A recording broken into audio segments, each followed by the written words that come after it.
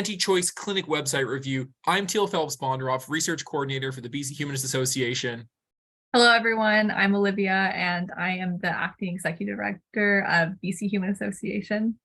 And in this series, we are taking deep dives into the websites associated with crisis pregnancy centers across Canada. This project links to a couple of reports that we have coming out, and you can find links to those at the end of the video. But today, we are going to be taking a deep dive into the website of a crisis pregnancy center here in British Columbia. And before we get into the website, though, we should probably explain what a crisis pregnancy center is and why we're having this conversation in the first place. So, Olivia, do you want to maybe explain just sort of the definition of what we're using for crisis pregnancy centers? Yeah, absolutely. So crisis pregnancy centers, there's a lot of different ways you can explain what they do, but just in short, they are often unlicensed, unregulated, religiously run centers that focus on options counseling, and they focus, on your three options: adoption, parenting, or abortion. And oftentimes, they don't really describe what abortion is on these websites, but they say that they give you the option for that. And basically it's in the guise to hopefully dissuade you from making that choice, and, opting for a more religiously tuned choice. Yeah, and these have often been described as fake clinics, and I often describe them as sort of, it's a fake clinic, a group of people doing motivated counseling. So someone who's experiencing an unplanned or crisis pregnancy, they are lured into these clinics and they're given motivated counseling, which is oriented around discouraging them from having an abortion.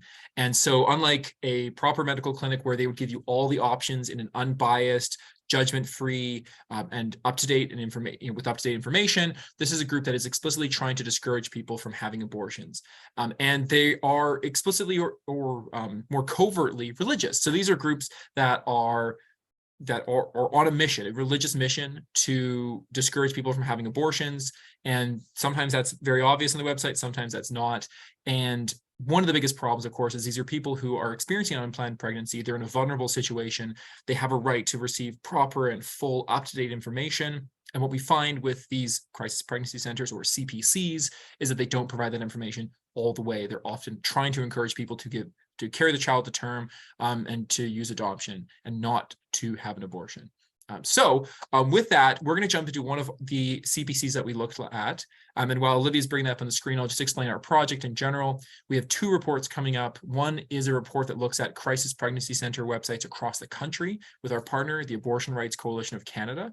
And that report is a deep dive into those websites. And the report that the BC Humanist Association has, also working with ARCC, is a deep dive into the not just the websites, but also all things related to crisis pregnancy centers here in British Columbia. And so you can find both those reports at the end of our video, and there'll be links in the description as well. But today we're going to take a journey looking at the website of the North Peace Pregnancy Care Center. So Olivia, just tell us a bit more about this CPC, where it's located, and a bit more background information. Yeah, so this Crisis Pregnancy Center is in Fort St. John's, BC.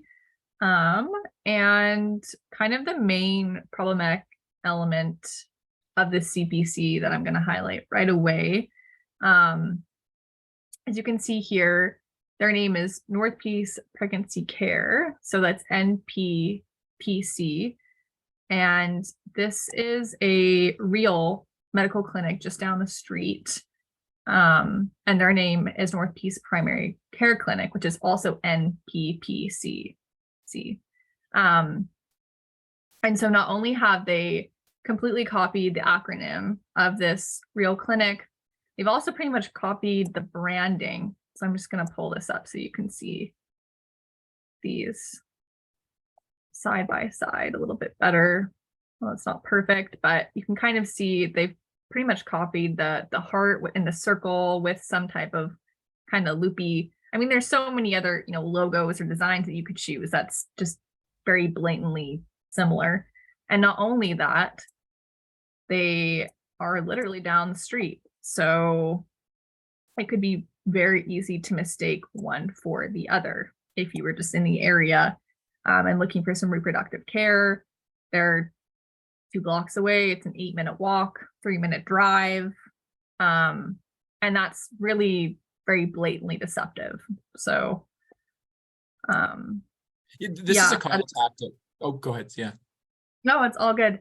Yeah, it's like Teale was saying, it's a common practice to do this because people, in the area are looking for something, and maybe they're, quickly Googling, where can I go, where I need this, and if these are 2 blocks away and look the same, someone might very easily go to the CPC instead of the clinic when they meant to go to the clinic. And this is something that we see in the United States a lot more, and often more overtly, where you actually will have a crisis pregnancy center be set up right next door to a Planned Parenthood or an abortion clinic, a real clinic. And the idea is getting people in the door, right? Once they're in the door, you have an audience, someone who will listen to your information that is biased. And the idea here is, you see 3 things, right? Similar acronym, very similar logos, and close proximity. And those are all, we think most of them are intentional to get people in the door, to get them talking. And then there's motivated reasoning behind that. So the other thing just to point out, and this is something, we see this in every single website, and we looked at hundreds of them, which is, generic pictures of people looking nervously at pregnancy tests. And so after looking at hundreds of these websites, you start to see the same stock photos over and over again. It's always a silhouette of someone looking sad or someone staring at a pregnancy test. So this one is, they've got some deception right up front, but there's another bit of deception that we were talking about with this particular website. Now, this is the splash page. You got information with the name. There's a short description of the organization. And if we scroll down, there's a couple things that we don't necessarily see.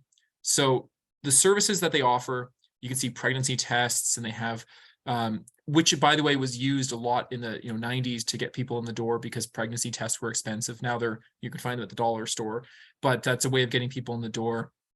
They have a baby boutique, which is a tactic, right? One of the arguments that's often used is people choose to have abortion because they can't afford to have kids. And so people who are anti-choice will say, well, we'll make it easier for you to afford your kids for a few months and provide clothing and diapers and things like that. But what we don't see here is I don't think there's a disclaimer that is there a disclaimer about referral? No, actually, I don't think so. Let's see here. Usually it's at the bottom. So we have an interesting disclaimer, but like what'll happen is a lot of these crisis pregnancy centers will not refer to medical care if the person's seeking an abortion. And some websites, and we have this in our report, will say we do not refer for abortion, and some do not. And the problem with this, of course, is there's someone there trying to get information. You want them to get that information, and if they choose to have an abortion, it should be easy for them to find one and access one. And if you're not referring, you're adding more and more barriers and hurdles in front of that person's journey. But what's interesting here is if we look really closely, the disclaimer at the bottom says that they're affiliated with the Pregnancy Care Canada, the PCC. So what's interesting here is this is a religious organization that's overtly trying to discourage people from having abortions, but we don't have any indication on their website that they are religious, except for this little disclaimer. And what's interesting is if we visit the website of the PCC, we're going to notice that they are an overtly religious organization. So yeah, Olivia, walk us through the page here, because this is sort of an eye-opener for me. Yeah, so on Pregnancy Care Canada's website, so basically just a little tidbit on what or who they are. They're basically an umbrella group. They are not specifically a crisis pregnancy center themselves, but they act as almost a membership-based group that crisis pregnancy centers can then pay to be a part of, and they can put this label like this crisis pregnancy center does on their website saying that they're a member. And I don't know if it gives it some kind of credibility or what really the angle of this is, connections to other crisis pregnancy centers, networking, but they are as they say here, a Christ-centered organization. So on their mission, they say, we are a Christ-centered national best practice organization dedicated to affirming the value of every life by equipping pregnancy care centers and local communities with resources, education, and support to compassionately serve those challenged by an unexpected pregnancy. Just to jump in here briefly on the best practices stuff, there's a couple of larger umbrella organizations like this one. CareNet's one of them. Birthright's another one of them. These are large international umbrella groups for crisis pregnancy centers. And in addition to sort of sharing best practices, you'll see them in the United States. These umbrella groups will help the clinics with the legal work around actually getting certified as a certified clinic. They'll provide background information and videos and resources. But on top of that, they will control, like they'll provide advice on messaging. And so one of the things we found in our report is you can see changes in messaging. And not in this particular CPC, but in other ones that we look at, you can actually see trends where new emerging technology comes out, like the abortion pill, mifepristone and mifgamizo, and then you see a change in rhetoric that kind of sifts through all these different crisis pregnancy centers, where they're able to update their messaging and start including things like abortion pill reversal content on their website. So it's, yeah, these umbrella groups will often have shared websites as well. So when we did a website review, we noticed that a lot of birthright crisis pregnancy centers will just share the same website, which reduces their costs and sort of centralizes things. But this is an overtly religious group. Right there, it says we are a faith-based Christian organization. But if we go back to the North Peace Pregnancy Care Center, there's no indication on their website at all that it's religious. Like, we can kind of dig into some of the services that they offer. And when you go through them all, it's very straightforward and it's very clear. It's not clear at all that they are a religious group. So here, the morning after pill page is broken. So that just doesn't exist, apparently. That's not important, I guess, to keep that page up.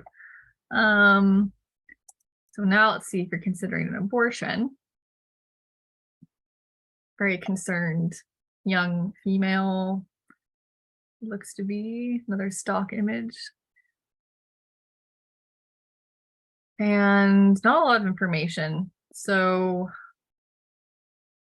we're here to help you sort through your thoughts, feelings, and questions, you know, providing you with care, emotional support, no matter what you decide.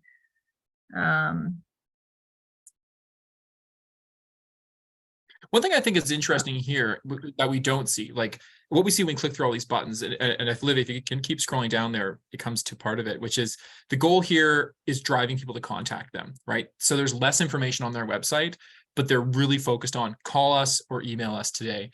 And that's the drive of all these different websites. There's one of the other services they have is, you know, my daughter's pregnant, or, you know, my partner or my friend's pregnant. And it's always the same. It's a short paragraph of information driving people to contact them. And yeah, we'll see some of those as I talk here as well. And what's interesting is the, like, I think I might be pregnant page doesn't have the kind of medical information you'd expect to like help someone know if they were pregnant. Like, did you have unprotected sex recently?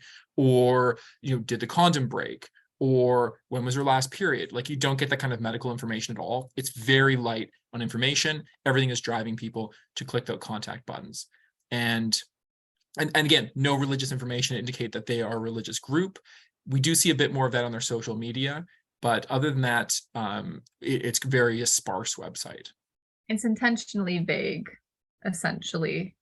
That vagueness is serving a purpose. Yeah, so on my daughter's pregnant page, it's even less than the other page, and there wasn't much on there. Yeah, your daughter needs you more now than ever, and that's pretty much it. And book an appointment with us and talk to someone. Not what you do. Take your and let's take a quick look at your social media for a second, because I think that's the one last thing I wanted to mention was other services the CPC has, and then we'll have to join us next time for our next episode when we dive into another one. But what's interesting here is when you look at stuff that they provide as far as supports go, we saw that they had a mention that they'll offer, you know, baby clothes or support in that respect. We have a bit more information on their social media about that. And that's again, an aspect where a lot of these CPCs are trying to support people who might have a crisis pregnancy, and they want to encourage them to not have a pregnancy. So they try to make it as easy as possible by providing them with stuff. You'll notice that the support doesn't really continue on through the person's life. It tends to be, you know, infant things. And we also notice that a bunch of these crisis pregnancy centers won't just give that away, but they'll make the person buy it through their time. So they'll offer classes and then have an earn while you learn program where you get points when you attend classes, and you can trade those points in for items in the store. So it's very this neoliberal approach, or Reaganomics approach, I suppose, of just making people do something in order to get support that they would need. So it's like tied aid. And often it means sitting through classes like prenatal classes, but also Bible classes and relationship classes, sexual integrity classes, which is a sort of an abstinence-only reframe. So there's a lot of issues around that. Yeah, here we go. That's some of the things they provide. So we've got diapers, clothing, strollers, cribs, and those kinds of things. And often those will be tied to people providing a service or attending classes. So with that, we're going to wrap up today, but that's one of the many websites we looked at, and we review all the websites of every crisis pregnancy center across the country. And we found some interesting trends and how those have changed over time. So our report with the Abortion Rights Coalition of Canada builds on a report from 2016, and our BC report really focuses on the problematic elements around some of these CPCs. So on our next video, we're going to explore another crisis pregnancy center website. So join us again at the Anti-Choice Clinic website review, and you can learn more by clicking the links and reading the full reports in the comments or right here on the screen. Thanks, everyone.